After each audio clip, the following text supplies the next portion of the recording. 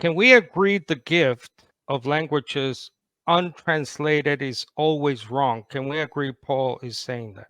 No, because Paul's talking about the worship service here in 1 Corinthians 12 through 14. That's what his goal is.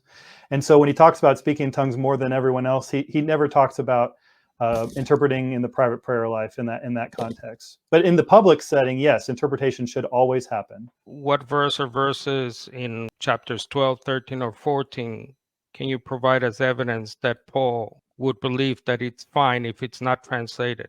There's no verse. Like I said, he's just talking about two different contexts. When he's talking about the home, he doesn't give much example. He doesn't give much. He just says he prays in a tongue. He sings in the tongue. Well, I He speaks believe, in tongues more than them all. He just mentions it, but he doesn't talk about interpretation in that context, one way or the other, in 1 Corinthians 14.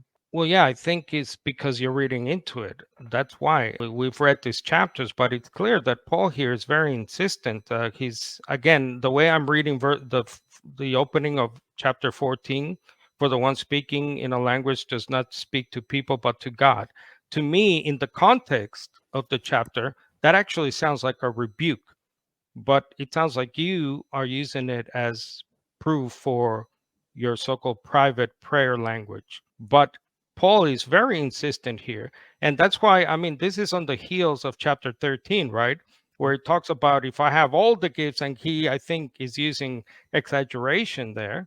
You know, if I have all the gifts, you have all the prophecies, even language of angels, which you are open to the hyperbolic there, nature of that statement of angelic tongues, so called.